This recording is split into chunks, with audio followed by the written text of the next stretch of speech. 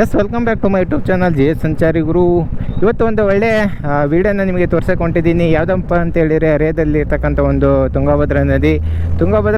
ಇಷ್ಟು ದಿನ ನಾವೆಲ್ಲ ಖಾಲಿ ಇರ್ತಕ್ಕಂಥ ನದಿ ನೋಡಿದ್ವಿ. ಸುಮಾರು 4-5 ತಿಂಗಳು ಮಳೆ ಇಲ್ಲದ ಒಂದು ರೀಸನ್ನಿಂದ ನಮಗೆ ನದಿಯಲ್ಲಿ ನೀರು ನೋಡಲಿಕ್ಕೆ ಆಗಿರಲಿಲ್ಲ. ಹಾಗಾಗಿ ಇವತ್ತು ನಾನು ಮತ್ತು ವಿನಯ್ ಅವ್ರು ಪ್ಲ್ಯಾನ್ ಮಾಡಿ ಹೋಗ್ತಾ ಇದ್ದೀವಿ. ಹಾಗೆ ಇವರು ಯೂನಿಕ್ ಉಮೇಶ್ ಕೂಡ ಅಲ್ಲಿ ಬರ್ತಾ ಇದ್ದಾರೆ.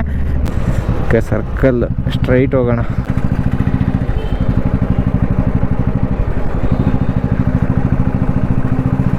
ತಾಲೂಕು ಆಡಳಿತ ಸೌಧ ಹರಿಹರ, ತಾಲೂಕು ಆಫೀಸ್ ಹರಿಹರದಲ್ಲಿರೋದು. ಈ ಕಡೆಗೆಲ್ಲ ನೋಡ್ತಿದ್ರಲ್ಲ, ಇದೆಲ್ಲ ಕಾರ್ ಸ್ಟ್ಯಾಂಡು. ಈಗ ನೋಡೋದು ಕಾರ್ ಸ್ಟ್ಯಾಂಡ್ ಆ ಕಡೆ ಇತ್ತು, ಇದು ಆಟೋ ಸ್ಟ್ಯಾಂಡ್ ಇಲ್ಲಿರೋದು. ಈಗ ನಾವು ಬಂದಿರೋದು ಹರಿಹರ ಹೊಳೆ ನೋಡಲಿಕ್ಕೆ. ಹಂಗೆ ಇಲ್ಲಿ ರಾಘವೇಂದ್ರ ಸ್ವಾಮಿ ದೇವಸ್ಥಾನ ಇದೆ, ಹಂಗೆ ಆಂಜನೇಯ ದೇವಸ್ಥಾನ ಕೂಡ ಇದೆ. ಅದನ್ನು ಈ ವಿಡಿಯೋದಲ್ಲಿ ಕವರೇಜ್ ಮಾಡಿ ತೋರಿಸ್ಕೊಡ್ತೇನೆ. ಈ ಕಡೆ ರೈಟಿಗೆ ಹೋಗೋದು. ಓಕೆ, ಬನ್ನಿ. ಶ್ರೀ ರಾಘವೇಂದ್ರ ಸ್ವಾಮಿಗಳ ಮಠ ಹರಿಹರ. ಹಂಗೆ ಲೆಫ್ಟಲ್ಲಿರೋದು, ಅಂದರೆ ನನಗೀಗ ಹೋಗ್ತಾ ಲೆಫ್ಟಲ್ಲಿರೋದು ಆಂಜನೇಯ ಸ್ವಾಮಿ ದೇವಸ್ಥಾನ. ಇಲ್ಲಿ ಸ್ಟ್ರೈಟ್ ಇದೆಲ್ಲ, ಇದು ರಾಘವೇಂದ್ರ ಸ್ವಾಮಿಗಳ ಮಠ. ಶ್ರೀರಾಮ ಪಂಚಮುಖಿ ಆಂಜನೇಯ ಸ್ವಾಮಿ ದೇವಸ್ಥಾನ. ಹೀಗೆ ನೋಡ್ತಿದ್ರಲ್ಲ, ಅದೇ ಈ ಕಡೆ ರೈಟಲ್ಲಿರೋದು ರಾಘವೇಂದ್ರ ಸ್ವಾಮಿ ಮಠ. ಲಾಸ್ಟ್ ಟೈಮ್ ಒಳಗಡೆ ಹೋಗಿದ್ದೆ, ಈಗ ಸರಿ ಗೇಟ್ ಹಾಕಿದೆ, ಒಳಗಡೆ ಹೋಗೋಕ್ಕಾಗಲ್ಲ.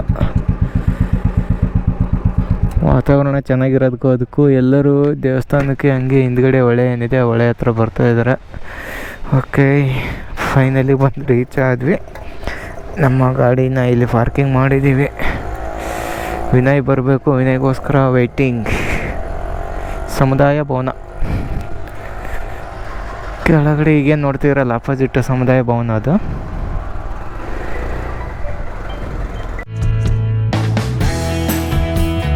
ಬಸ್ ಇವಾಗ ನೀವು ನೋಡ್ತಾ ಇದ್ರೆ ಹರಿಹರದ ಹೊಳೆ ಹತ್ರ ಇದ್ದೀನಿ. ನಾನು ಹಿಂದ್ಗಡೆ ಈಗೇನು ನೋಡ್ತೀರ, ಇಲ್ಲಿ ಶಿವನ ಮೂರ್ತಿ. ಇದು ಬಂದುಬಿಟ್ಟು ತುಂಗಾರತಿ ಅಂತೇಳಿ. ಇಲ್ಲಿ ಯಾಕಪ್ಪ ಇವತ್ತು ಬಂದಿದ್ದೀನಿ ಅಂತ ಹೇಳಿದ್ರೆ, ಆಲ್ರೆಡಿ ನೀವು ವಿಡಿಯೋದಲ್ಲಿ ಹಿಂದ್ಗಡೆ ನೋಡಿರಿ ಬೈಕಲ್ಲಿ ಬರ್ತಾ.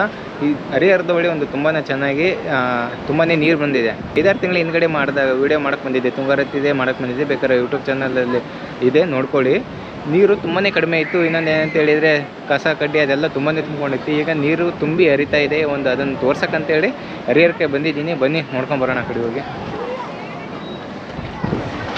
ಓಕೆ, ತುಂಬಾ ಚೆನ್ನಾಗಿದೆ ಗುರುಗಳು. ಹರಿಹರದ ಇತಿಹಾಸ ಅಂತೂ ತುಂಬಾ ಇದೆ. ಅದನ್ನು ಮಾತ್ರ ಇತಿಹಾಸ ಹೇಳೋಕ್ಕಂತೂ ನನ್ನ ಕಡೆ ಅಂತಲೇ ಆಗಲ್ಲ. ಯಾಕಂದರೆ ಅಷ್ಟೊಂದು ಇತಿಹಾಸ ಇರೋದು, ಒಂದು ಕವಿಗಳ ನಾಡು ಅಂತಲೇ ಹೇಳ್ಬೋದು ನಮ್ಮ ಒಂದು ಹರಿಹರನ. ಅಷ್ಟೊಂದು ಹಿಸ್ಟರಿ ಇರ್ತಕ್ಕಂಥ ಒಂದು ದೇವಸ್ಥಾನ.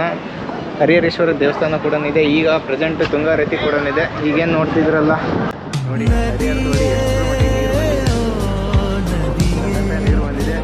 ಇದು ಅಲ್ಲಿವರೆಗೂ ಇದು ಏನು ಮೆಟ್ಲುಗಳಿತ್ತು ಅಲ್ಲಿವರೆಗಿದೆ.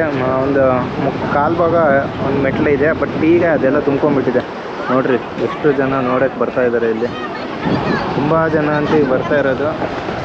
ನನಗಂತೂ ತುಂಬಾ ಖುಷಿಯಾಗಿದೆ ಇಲ್ಲಿ ಬಂದು. ವಿನಯ್ ಅವರು ನೋಡಿರಿ ಶೂಟಿಂಗ್ ಮಾಡೋದೇ ಡಿಫ್ರೆಂಟ್ ಶೂಟರ್, ವಿಡಿಯೋ ಶೂಟರ್ ವಿನಯ್ಜಿ.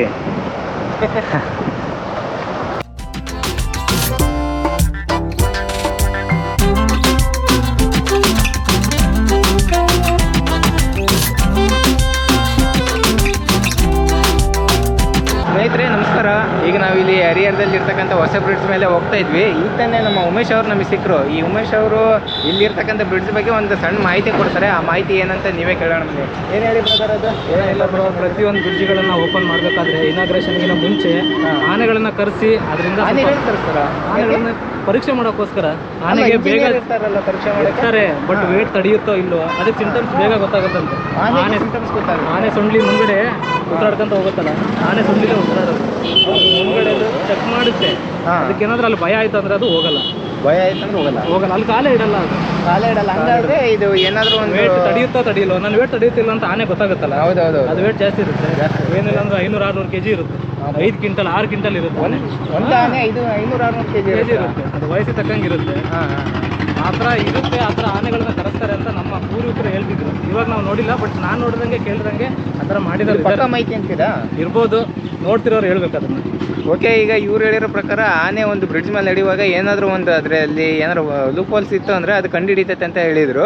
ಅಕಸ್ಮಾತ್ ಕಾಲಿಡಲ್ಲ, ಅದು ಸೊಂಡ್ಲೆಯಲ್ಲಿ ಏನು ಹೋಗ್ತಾ ಇರುತ್ತಲ್ಲ, ಸೊಂಡ್ಲೆಲಿ ಹಿಂಗೆ ಅನ್ಕೊಂತ ಹೋಗುತ್ತೆ. ಬಟ್ ಕಾಲಿಟ್ರೆ ಅದು ಬೀಳ್ತೀನಿ ಅನ್ನೋ ಒಂದು ಭಯದಿಂದ ಹಿಂದಕ್ಕೆ ಸರಿಯುತ್ತಂತೆ. ಹಂಗಾಗಿ ಈ ಮಾಹಿತಿ ಏನಾದರೂ ಮಿಸ್ಟೇಕ್ ಇದ್ದರೆ ನೀವು ಕಮೆಂಟಲ್ಲಿ ತಪ್ಪದೆ ತಿಳಿಸ್ರಿ. ಪಕ್ಕ ಇದ್ದರೆ ಪಕ್ಕ ಇದೆ ಅಂತಲೇ ಹಾಕ್ಬಿಡಿ. ಏನು ಬ್ರೋ, ಕರೆಕ್ಟ್ ಅಲ್ಲ? ಮತ್ತೇನಾರು ಮಾಹಿತಿ ಇದ್ರದ್ದು ಏನೋ ಹೇಳಿದ್ರಿ, ಈ ನದಿ ನೀರು ಹೆಂಗೆ ಬರುತ್ತೆ ಅಂತ ಹೇಳಿ. ಎರಡು ನದಿಗಳು ಸೇರ್ತೆ, ನದಿ ಅಂತಲ್ಲ, ಒಂದು ಹಳ್ಳ, ಒಂದು ನದಿ. ಆ ಕಡೆ ಸೈಡ್ ಕಾಣ್ತದೆ ಭೈರಪ್ಪನ ಪಾದ ಹಳ್ಳ, ಈ ಕಡೆಯಿಂದ ಬರೋದು ತುಂಗಭದ್ರ, ಈ ಕಡೆಯಿಂದ ಬರೋದು ತುಂಗಭದ್ರ, ಆ ಕಡೆಯಿಂದ ಬರೋದು ಹಳ್ಳದ ನೀರು. ಹಳ್ಳದ ದೇವ್ರ ಬೆಳಕೆರೆ ಡ್ಯಾಮಿಂದ ಬರುತ್ತಲ್ಲ, ಆ ಕಡೆ ನೀರು ಅಲ್ಲಿಂದ ಬರುತ್ತೆ. ದೇವ್ರ ಬೆಳಕೆರೆ ಡ್ಯಾಮ್ ನೀರು ಹಳ್ಳ ಇಲ್ಲಿ ಬಂದು ಸೇರುತ್ತೆ. ಎರಡು ನೀರು ಸೇರಿದೆ ಅಂದ್ರೆ ಈಗ ಅಕಸ್ಮಾತ್ ಈ ತುಂಗಭದ್ರಾ ನದಿ ನೀರು ಏನಾದ್ರು ನಿಲ್ತು ಅಂದ್ರೆ ಈ ಹಳ್ಳದ ನೀರು ಬರುತ್ತಾ? ಹಳ್ಳದ ನೀರು ಕಡಿಮೆ, ಈ ಥರ ಮಳೆ ಬಂದಾಗ ನೀರು ಜಾಸ್ತಿ ಆದಾಗ ಅಷ್ಟೇ ಬರೋದು.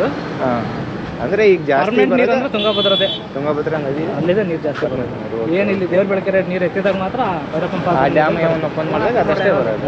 ಓಕೆ, ಥ್ಯಾಂಕ್ಸ್ ಬ್ರೋ, ತುಂಬ ಒಳ್ಳೆ ಮಾಹಿತಿ ಕೊಟ್ಟಿದ್ದೀರಿ. ಇವರು ಯೂನಿಕ್ ಉಮೇಶ್ ಅಂತ ಹೇಳಿ ಇನ್ಸ್ಟಾಗ್ರಾಮಲ್ಲೂ ಸೇಮ್ ಐಡಿ ಇದೆ. ಎಲ್ರಿಗೂ ನಮಸ್ಕಾರ. ಯೂಟ್ಯೂಬಲ್ಲಿ ಕೂಡ ಸೇಮ್ ಯೂನಿಕ್ ಉಮೇಶ್ ಅಂತ ಹೊಡೆದ್ರೆ ಇವ್ರದ್ದು ಐಡಿ ಓಪನ್ ಆಗುತ್ತೆ, ಯೂಟ್ಯೂಬಲ್ಲಿ ಚಾನಲ್ ಓಪನ್ ಆಗುತ್ತೆ. ಒಳ್ಳೊಳ್ಳೆ ಇನ್ಫಾರ್ಮೇಷನ್ ಕೊಟ್ಟಿದ್ದಾರೆ. ಇನ್ಸ್ಟಾಗ್ರಾಮಲ್ಲಿ ತುಂಬ ವೀಡಿಯೋ ಇದ್ದಾವೆ, ಯಾರೆಲ್ಲ ಒಂದು ನೋಡಿಲ್ಲ ಈಗಲೇ ನೋಡ್ಕೊಂಬಿಡಿ. ಸ್ನೇಹಿತರೆ, ನಾವು ಬ್ರಿಡ್ಜ್ ಮೇಲೆ ನಿಂತ್ಕೊಂಡು ವೀಡಿಯೋ ಮಾಡ್ತಾ ಇರೋದು ತುಂಗಭದ್ರಾ ನದಿ, ಅಂದರೆ ಹೊಸ ಬ್ರಿಡ್ಜ್ ಏನಿದೆ, ಹೊಸ ಬ್ರಿಡ್ಜ್ ಮೇಲೆ ನಿಂತ್ಕೊಂಡು ವೀಡಿಯೋ ಮಾಡ್ತಿರೋದು. ನೀರು ನೋಡಿ ಎಷ್ಟು ಫೋರ್ಸಾಗಿ ಹೋಗ್ತಾ ಇದೆ, ಎಷ್ಟು ಮಟ್ಟಿಗೆ ಸ್ಪೀಡ್ ಇದೆ ನೀರು. ಬಿಡ್ತೀಯಾ?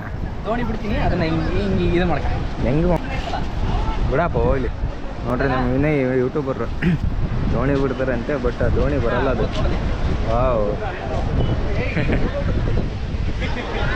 ಎಂತೆಂಥ ಸಾಹಸಮಯ ಇದಾರಪ್ಪ. ಸಂಭ್ರಮ ಭ್ರಮನ್ನಿದೆ